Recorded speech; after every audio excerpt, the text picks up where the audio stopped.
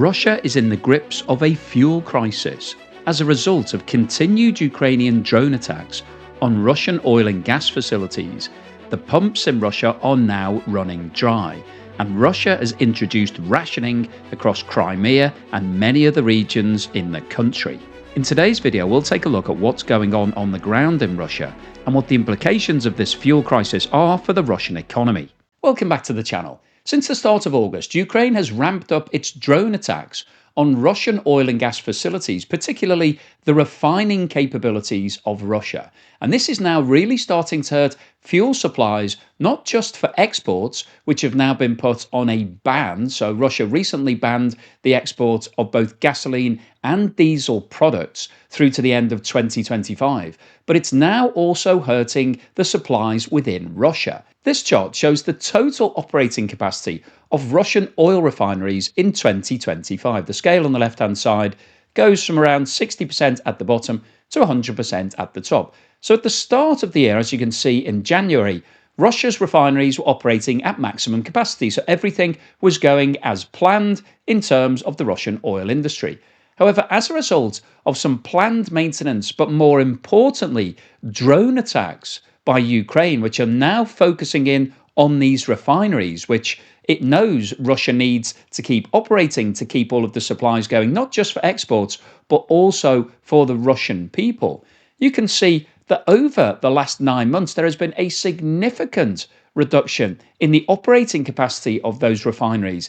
And it's now estimated that they're down to as low as 60% of their maximum capacity. So that is a huge blow. And that's why Russia has now placed a ban on the export of gasoline and diesel products through to the end of 2025. And as a result of this reduction in capacity, Russia has now introduced rations in a variety of different regions. The scale on the left-hand side of this chart shows the maximum purchase in litres that each customer is allowed to make. And if you work in gallons rather than litres, then 1 gallon equates to roughly around 3.8 litres. So you can see that in the Crimea region, people are only allowed to buy 30 litres, which is less than 10 gallons. In Kaliningrad and Tatarstan, it's 20 litres. In Belgorod, it's 15 litres. And in Siberia, which is obviously a very cold part of the world, the limit has now been set at 10 litres. So that's just over 2.5 gallons that you're allowed to buy every time you go to the service station. So if you're running a vehicle, obviously you would need to be stopping at a lot of service stations if you want to travel any sort of distance. And in Siberia, you might have to go quite a long way. But the reason I wanted to highlight this is it just shows the problems that are now occurring in the Russian economy. This isn't anything to do with exports. This is Russia having supply problems. And one of the reasons why it's got supply problems in these areas is that it hasn't developed a huge amount of infrastructure internally to move large volumes of refined products. So if those refineries are hit in a local region, then local supplies will be immediately affected. And that's exactly what's happening. Now, just before we go on any further today, could I ask anybody that hasn't subscribed yet to please hit that subscriber button? It really helps me with the algorithm and also helps to put a smile on my face. And if we have a look at what's going on with fuel prices, this is also, I think, really interesting. So I've shown the data going back to April here, the average price, and this is just across Russia as a whole. So there will be differences potentially within each region. So you can see in April, we had base prices for the different grades of gasoline. So 53 rubles for A192 and 57 for A195 and 68 for diesel. Now, if we have a look at what's happened to those prices over the last few months, you can see there's been a significant increase. And you look at the percentage change on the right-hand side here, you can see that we're up to more than 18% increase over that time. And interestingly, if you've been following what's going on with oil prices, they haven't gone up by anything like 18%. In fact, we've seen reductions in oil prices. And just to put those increases into perspective, this chart compares the year-on-year increase in fuel prices with inflation in Russia. And if you've been following the channel, you'll know that Russia is suffering with high levels of inflation. So if we have a look at that line first, which is the blue line on the chart here, You can see that back in April, inflation was in double digits, it was above 10%. Now it's come down over the period through to October, and it's currently sitting at just over 8%, which is still pretty high. But when you look at what's happened to fuel prices, it makes the inflation line actually look quite manageable because we have seen a huge year-on-year increase in fuel prices. And if this continues, then it's likely that fuel prices by the end of this year will be very expensive in Russia. And this has some real life implications on the Russian economy. Firstly, in terms of transport and logistics, Russia is a large country. It's one of the largest countries in the world geographically. So it has some large areas that it needs to move things across. And when you've got both a shortage of fuel and an increase in fuel prices, that's going to impact on logistics and transport costs. So if you're a trucker, you're having to fill up your vehicle. Firstly, you may struggle to fill it up if you're being given a limit of 30 litres. Well, that's not going to get your truck very far. But also in terms of the cost implications, paying more at the pumps is going to increase the cost of transport, which will feed through into inflation and the cost of everything.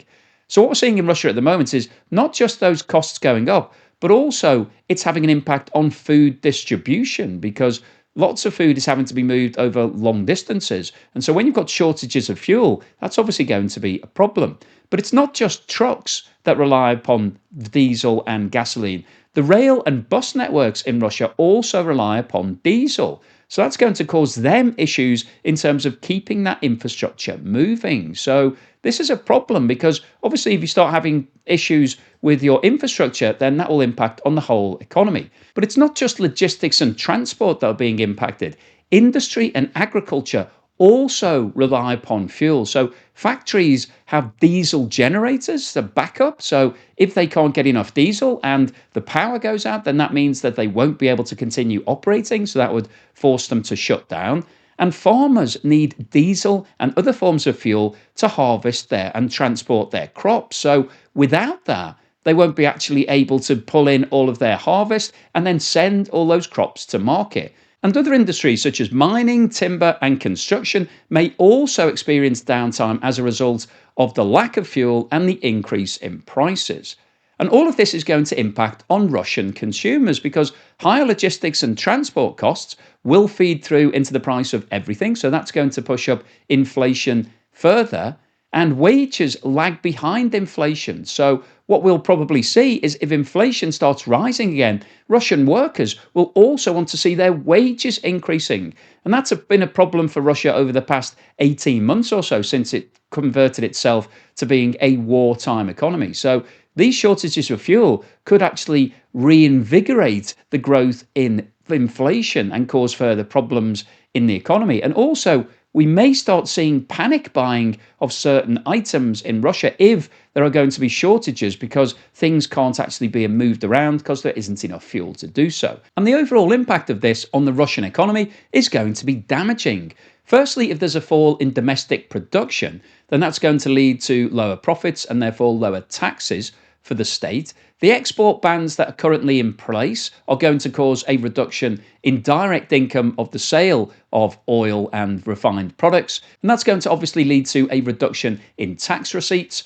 We're seeing the ruble actually starting to weaken, and we'll go and have a look at that in a moment in more detail. And all of this could force the central bank to actually come into the market, prop up the ruble, and also it may need to start increasing interest rates again if inflation starts to soar. And picking up on what's happening with the ruble, this chart compares what's been happening with oil export revenues, which are shown by the blue line, and what's happened to the value of the ruble. And you can see that there is a direct correlation between the two.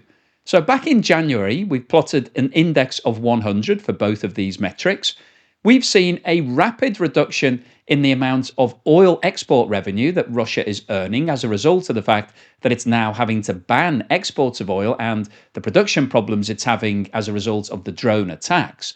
And in conjunction with that, we have seen a continued fall in the value of the ruble. And if we have a look at this chart, which shows the exchange rate between the US dollar and the Russian ruble over the past 12 months, you can see the scale on the right-hand side goes from 76 at the bottom to 86 at the top. And you can see that in the first part of the year, the ruble is actually strengthening in value against the dollar. 12 months ago, $1 was trading for around 83 rubles. By July, it was down to 78. So that meant an improvement from Russia's point of view. However, over the last 6 months, you can see that that situation has fully turned around, and the value of the ruble is now back to where it was at the start of the year. And if you look at the trend for the last 6 months, it's significantly downward. And if we have a look at what's been happening over the past 5 years, you can see that the current value of the ruble is better than it was at any time during the second half of 2023 and the whole of 2024 and the first half of 2025. So there's been an improvement in terms of the value of the ruble. But if you look at the long-term position, if we compare the current level against what was happening in 2021 before Russia's invasion of Ukraine, it's still at a weaker level than it was back then. So overall, the ruble is weaker today than it was before the war in Ukraine started. And the last 6 months, as Russia has started to experience problems with fuel supplies, we've seen the ruble starting to weaken again. And I just wanted to finish off with talking about what's happening with Russian GDP, because this is the bottom line on what's happening in the Russian economy. And this chart shows the quarterly movements in GDP over the past 3 years. So you can see that in 2022, immediately following the invasion of Ukraine, Russia was posting negative positions for its quarterly GDP movement. So the economy was contracting. It was in recession immediately after the war started as a result of the fact that a lot of its income was lost. Russia then converted itself to being a wartime economy during 2023. And you can see that there was a sharp increase in GDP. Now, you always have to take into account when you're looking at quarterly movements that it compares with the previous quarter. So when you've got negative positions, it's relatively easy to have positive growth compared to that. You can see that in the third quarter of 2023, Russia actually posted 6.2% growth, which was really strong. But since that time, we've seen that growth reducing. And over the past couple of quarters, we've seen it coming down significantly. So in the first quarter of 2025, there was only growth of 1.4%. In the second quarter, it was 1.1%. And if this trend continues, then it's very likely that Russia will be heading back to recession at some point over the next 12 months. So what's the summary and conclusion today? Well, I wanted to post this video because we've been talking about what's been happening with the drone attacks that Ukraine is now targeting towards Russian oil and gas facilities. And we know that there's been a lot of successful strikes, and many of those facilities are now either closed or are in a state of disrepair or have had to reduce their capacity significantly. And as a result of that, Russia's refining capability is down massively. So you saw the chart earlier. It's estimated to be down by as much as 40%. And that's why Russia has now introduced a ban on the export of diesel and gasoline products, because it can't produce enough to actually sell to the rest of the world. And that's a big problem for Russia because those products are very high margin. The reason why Russia refines crude oil into the finished products is because lots of countries don't have refining capability, so they don't want to buy in crude oil and then have to break it down themselves. They just want to buy the finished products that they can just sell to consumers and businesses. So it's a very good business from Russia's point of view. That's why it has these mega refineries, so that it can make lots of profit selling the finished products. So the fact that these refineries are no longer exporting is a major blow to Russia because it's the most profitable part of the whole Russian oil industry. But also what we've talked about in today's video is that Russia no longer has the ability to service its own population. So it's been damaged so badly that it can't even supply its own people. So it's now had to introduce rationing in certain regions. So people can only buy maybe 2 or 3 or 4 gallons of gasoline when they go to the pumps, which obviously isn't going to see them through their normal routine. So we're now seeing queues at the pumps, we're seeing shortages, and we're seeing price increases. And all of this is going to have a real life impact on the Russian economy. As we talked about, it will impact on industry and agriculture and transport and logistics, and it's likely that we will see prices rising as a direct result of the increase in the fuel prices, because Russia is dependent on gasoline and diesel. When you're a country that produces as much as Russia does, then obviously you become fully dependent upon it. So if there's a shortage, it's going to cause problems and cost increases. Now, Russia's already struggling with high levels of inflation. And if inflation starts taking off again as a result of the fuel shortages, then that means that the Bank of Russia will then have to step in and potentially increase interest rates at a time when the Russian economy is slowing down. And President Putin wants interest rates to be slashed. He wants them down to less than 10%. But that's not going to happen if inflation starts to take off. So Russia is now facing a very real life problem as a result of the fact that it's got fuel shortages as a result of all of these drone attacks. So the overall summary of today's video is that the Russian economy, which is already struggling, is now facing a very serious problem of fuel shortages and fuel price increases, which are likely to make the problems in the economy worse over the rest of 2025 and into 2026. So hopefully you've enjoyed today's video, you found it useful, informative and thought-provoking. If you did, then please give me a thumbs up and subscribe if you haven't done so already. Thank you so much to everyone that's supporting me, particularly all of you who have moved to Patreon recently. Really appreciate that direct support. Really helps to keep me motivated. If you go to Patreon, you can watch my videos advert-free, and also you'll be able to watch videos such as the AI shares experiment that I'm running that I'm not allowed to show on YouTube anymore. So if you'd like to see any of that, please have a look at the link below. Thank you so much for watching this video all the way through to the end, and here's something to put a smile on your face. It is said charity begins at home, and for these young orphaned elephants, this charitable foundation is what they call home. It is the place where they discover and are taught life's lessons, experience love and grapple with loss. And even for millions of other species, home hangs in the balance. Human actions are destroying habitats, decimating our entire ecosystem and disrupting the circle of life. And with the rise in drought cases, it is up to us to be guardians of our own natural world, save our wild species, and provide a home.